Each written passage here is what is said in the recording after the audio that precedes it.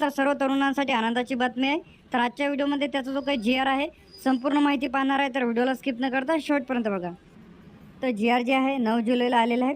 तर मुख्यमंत्री युवा कार्य प्रशिक्षण योजनेच्या अंमलबजावणीस मान्यता देण्याबाबत हा जो काही GR इथं आलेला आहे. त्यानंतर फॉर्म कशाप्रकारे भरायचा, डॉक्युमेंट्स कसे लागतील, संपूर्ण माहिती तुम्हाला चॅनलला बघायलाच मिळेल. तर चॅनलला सबस्क्राईब करून ठेवा.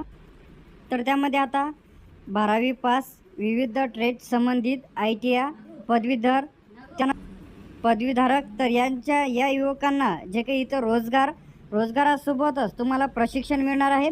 प्रशिक्षण आणि त्यासोबतच तुम्हाला जे काही मानधन 10,000 रुपये इथं मिळणार आहे.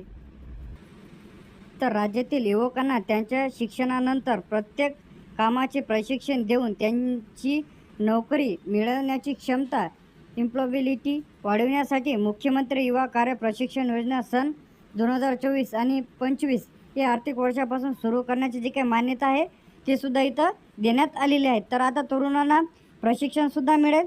त्यानंतर त्यांना मानधनसुद्धा 10,000 रुपये इथं मिळणार आहे. जसे की मानधनामध्ये वाढसुद्धा होणार आहे. उमेदवाराचे किमान वय 18 ते 35 वर्ष असणे आवश्यक आहे. उमेदवाराची किमान शैक्षणिक पात्रता 12वी पास असणे आहे. त्यानंतर ITI पदवीधर असणे आवश्यक आहे.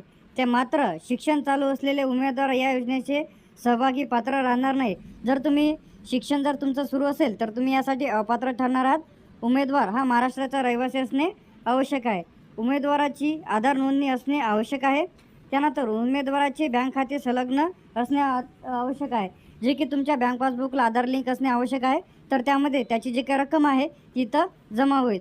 उमेदवाराचे कौशल्य, रोजगार व उद्योजकता आयुक्तालयाच्या संकेतस्थळावर नोंद करून रोजगार नोंदणी क्रमांक प्राप्त केलेला असावा. त्यानंतर मानधन अशा प्रकारे मिळणार आहे. तर 12वी पास जर असेल तर 6,000 रुपये, ITI पदविका जर असेल तर 8,000 रुपये, त्यानंतर पदवीधर जर असेल तर तुम्हाला 10,000 रुपये, अशाप्रमाणे जे तुम्हाला इथं मानधन तुमच्या आधार